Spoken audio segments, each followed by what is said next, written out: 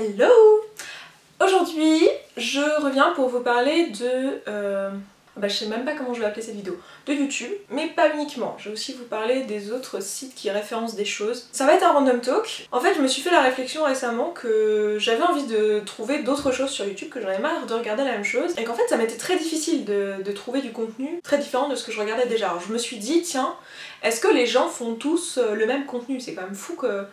voilà, il y a autant de chaînes de gaming, autant de chaînes de beauté, autant de chaînes de bouquins. Et au bout d'un moment j'étais mais c'est pas possible qu'il y ait que des gens qui fassent des trucs comme ça sur YouTube, il y a forcément des gens qui font d'autres trucs. En fait j'ai réalisé, même si je le voyais bien, je l'avais déjà vu dans mon utilisation de YouTube, qu'en fait YouTube te propose que des choses que tu es susceptible d'aimer. Donc l'algorithme de YouTube est fait de telle sorte que en fait sur la page principale, genre si un jour t'as regardé une vidéo d'une personne, sur ta page d'accueil il va te proposer d'autres vidéos de cette personne là, même si t'avais pas particulièrement aimé et que t'aimerais bien ne plus y retourner. Et du coup il va te proposer des vidéos en relation avec cette vidéo là. Des fois j'ai un peu l'impression que YouTube me propose pas les choses les plus pertinentes, mais me propose des choses que je suis susceptible d'aimer.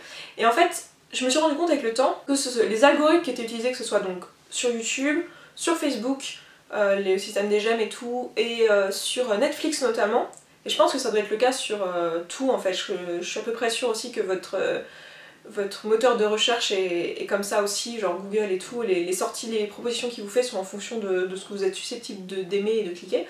En fait c'est des sites qui ont pour but d'être rentables, et du coup ils vont vouloir vous proposer une solution que vous allez aimer pour que vous restiez sur le site. Par exemple si vous allez sur Netflix, que vous regardez dans le flux des trucs et qu'il n'y a aucun film qui vous parle, vous allez dire putain il est nul ce site, il n'y a rien. Et vous allez partir. Il vous propose des choses que vous êtes susceptible d'aimer, donc il va d'abord vous proposer les choses les plus populaires, puisque s'il y a beaucoup de gens qui les aiment, statistiquement il y a des chances que vous les aimiez aussi. Donc c'est un peu casse-pied quoi, parce que des fois on a envie de découvrir des trucs complètement nouveaux et que tout le monde n'a pas forcément aimé. À moins que je fasse une recherche et que je sache ce que je suis en train de chercher, YouTube va pas me le proposer. Et du coup il y a un espèce d'effet de bulle comme ça, où on se retrouve tous à avoir une espèce de sphère YouTube donc c'est d'autant plus vrai sur YouTube parce que je connais mieux le site évidemment, puisque je suis là depuis longtemps, que je crée du contenu sur ce site là, donc je navigue beaucoup sur YouTube, et je trouve que c'est vraiment vrai cet effet de bulle sur YouTube. Par exemple il n'y a pas très longtemps j'ai fait une vidéo qui a été proposée comme vidéo populaire, et en fait je me rends compte que c'était le type de contenu qui parlait à beaucoup de gens et pas forcément le type de contenu qui était le plus pertinent sur ma chaîne. Bon déjà ça c'est un peu agaçant mais c'est pas grave, et surtout je me suis aperçue que du coup j'avais plein de gens qui venaient et qui eux appartenaient à une autre sphère YouTube. Par exemple j'ai eu des trolls qui sont venus qui étaient des gamers, et je suis assez certaine que c'est YouTube aussi qui me l'a proposé. Bon il y a peut-être des trolls sur des forums et tout qui les ont envoyés vers ma vidéo, ça c'est encore autre chose, mais je veux dire on se retrouve avec des gens qui se retrouvent proposer des vidéos parfois qui sont des vidéos qui ne les intéressent pas, juste parce qu'elles sont très populaires et qu'elles ont des chances de leur plaire. Ça veut dire qu'en gros, s'il y a une bonne vidéo qui a été faite par quelqu'un et qu'elle n'a pas été ultra populaire, et ben elle ne me sera jamais proposée, alors qu'elle pourrait me plaire. C'est un peu frustrant en fait, parce que du coup, vous allez vous retrouver dans une espèce de bulle, genre tous les gens qui ont regardé des vidéos de beauté, on va éventuellement leur proposer à un moment donné des vidéos au bord, genre sur la borderline de la beauté, on va leur proposer un peu de fitness, un peu de maternité, voilà, de la lecture éventuellement, mais voilà, on est fléché, filles qui regardent de la beauté sur YouTube, du coup on va nous proposer un truc dans cette sphère là.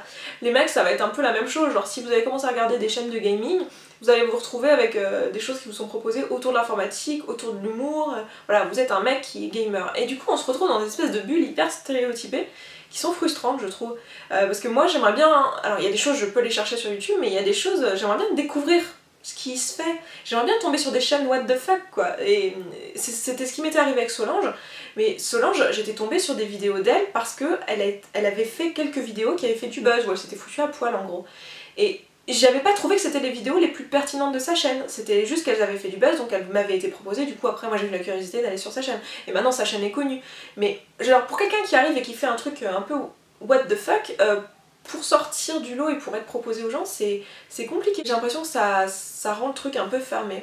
Et pareil sur Netflix par exemple, voilà, je vous disais tout à l'heure, enfin bon, c'était la vidéo d'hier pour vous, mais je regarde en ce moment Helmut Grove, et du coup il me propose tout un tas de trucs qui sont aussi du fantastique. Ce qui est très bien, j'aime beaucoup le fantastique, y a pas de problème, mais mais c'est pas le seul truc que j'aime dans la vie quoi. J'aimerais bien aussi qu'il me propose d'autres contenus. Et il va me proposer aussi des films qui ont fait énormément d'entrées au cinéma et qui sont pas forcément des films qui m'intéressent. J'aimerais bien découvrir des films que j'aurais pas eu l'occasion de découvrir s'il n'y avait pas eu un site comme Netflix quoi. Et j'ai l'impression que c'est pas sur Netflix que je vais découvrir des choses. Et des fois j'ai aussi l'impression que c'est pas sur YouTube que je vais découvrir des choses. Alors que pour moi YouTube c'est un terrain de jeu génial pour créer quoi. Vous pouvez faire tout ce que vous voulez sur YouTube. Voilà, dans la limite de la loi, mais vous pouvez débarquer et faire ce qui vous plaît quoi. N'importe quoi, tout ce qui vous passe par la tête. Et il y a forcément des gens à qui passent par la tête des trucs bizarres et j'aimerais bien savoir qui ils sont quoi. Aussi ce que je voulais dire c'est que parfois je me suis déjà dit tiens toutes les filles font ça ou tous les mecs font ça. En fait je pense pas que ce soit le cas, je pense que c'est ce qui nous est proposé parce que c'est ce qui ressort et c'est ce qui fonctionne. Ça fonctionne parce qu'en fait au départ il est vrai que c'est un point commun de beaucoup de filles, que d'être au moins un minimum intéressée par la beauté, c'est juste un point commun. Après tout le monde n'est pas passionné de beauté mais il n'y a pas besoin d'être passionné pour avoir regardé un jour une vidéo de beauté. Pour les garçons c'est peut-être aussi à peu près vrai que beaucoup de garçons ont un point commun d'avoir un jour été intéressés par les jeux vidéo. Je dis pas que c'est un truc qui est exclusif aux garçons du tout, hein. Je dis juste, voilà, dans les grandes lignes, là on parle de stats, donc forcément on est obligé de mettre des stéréotypes en avant. Du coup, si vous êtes une femme que vous débarquez sur YouTube, on va vous proposer de la beauté parce qu'on sait qu'il y a des chances que ça vous parle un minimum avant que vous-même vous alliez chercher un truc qui va vous intéresser et que vous regardiez des vidéos qui vous intéressent. Bref, tout ça pour dire que si on a commencé à utiliser un site d'une certaine façon, après il est très dur de se voir proposer autre chose comme contenu et de sortir de cette bulle là. Et j'ai pas l'impression que ce soit parce qu'il n'y a pas de contenu différent. Je pense qu'il y a réellement des gens qui font du contenu différent, mais c'est juste qu'il n'est pas mis en avant. Et j'aimerais bien des fois qu'on ait une option sur YouTube, qu'on puisse choisir qui nous propose des vidéos au hasard. Alors on tomberait sur plein de merde, mais c'est pas grave. Juste qui me propose des choses un peu comme ça au hasard parmi les choses qui se font en ce moment, sans que ça soit filtré. Et d'ailleurs ça m'a fait aussi me faire une réflexion il y a pas très longtemps, c'est que finalement j'entendais beaucoup de gens dire sur YouTube justement, dans la sphère beauté, j'ai entendu pas mal de gens dire que YouTube c'était plus ce que c'était. Et oui c'est vrai, YouTube a changé, en tout cas en 3 ans et demi, moi ça fait 3 ans et demi que je fais des vidéos et j'ai vu YouTube changer. YouTube a changé ne serait-ce que par la qualité des vidéos, enfin je veux dire maintenant tout le monde a plus ou moins un réflexe avec une bonne lumière, un micro, une bonne qualité de montage. Donc forcément il y a beaucoup de choses qui ont effectivement changé. L'état d'esprit dans lequel je me suis mise c'est que plutôt que de voir ça comme une chose négative et de me dire oui YouTube c'est plus ce que c'était, les gens viennent pour l'argent, les gens font des vidéos de pas très bonne qualité de contenu et font plein de vues. Le nombre de fois où j'étais hyper frustrée en regardant ma chaîne et de me dire punaise mais pourquoi ce sont ces vidéos là qui sont les plus populaires sur ma chaîne? Genre sur ma chaîne les vidéos les plus populaires c'est les plus futiles. Et ça me saoule, vous avez pas idée à quel point ça me saoule. À part la vidéo sur la sexualité qui est pas totalement futile, toutes les autres les plus populaires c'est des vidéos futiles. Et alors j'ai fait plein de vidéos que moi je préfère et que je trouve plus intéressantes et dans lesquelles j'avais plus de travail et c'est frustrant. Je me dis finalement, ce qui est sur YouTube c'est ce que moi j'en fais. Que ce soit le contenu ou ce que je regarde. C'est-à-dire que si je veux plus que telle ou telle chose soit populaire parce que ça ne m'intéresse plus, bah il faut que j'arrête de les regarder. Et si tout le monde fait la même chose et tout le monde s'intéresse à d'autres choses, ben on va diversifier YouTube aussi. C'est d'ailleurs pour ça que ma chaîne change un peu de sujet ou se diversifie un peu, même si elle avait toujours été un peu diversifiée. C'est parce que voilà, mes intérêts changent aussi, enfin voilà, je change tout simplement avec le temps, mais bon, la bonne nouvelle c'est que vous aussi a priori, hein, vous aussi vous grandissez, donc on grandit tous ensemble et c'est cool, et on est au pays des licornes, tout ça. Je dirais aux personnes qui créent du contenu de faire ce qu'elles ont envie de faire et de pas se plaindre de ce qui est YouTube, parce que finalement YouTube c'est nous qui faisons ce que ça devient. Donc on en fait partie, surtout en tant que créateur. Et aux personnes qui regardent la même chose en fait, hein. Vous savez que sans vous, enfin YouTube n'existerait pas, aucun créateur n'existerait. Donc vous faites YouTube. Bref, je vais arrêter là parce que là vous voyez je suis un peu... je me répète tout ça. J'ai pas envie, bon vous verrez peut-être pas parce qu'au montage je vais peut-être couper les bouts, je me répète, mais voilà, c'était un peu pour vous parler de YouTube, ma réflexion dessus, et ce que j'en pense, et là où j'en suis vis-à-vis de ça, YouTube et puis les autres sites, parce qu'en fait ce que j'ai dit ça s'applique aux autres sites. Après je connais beaucoup mieux YouTube, donc voilà.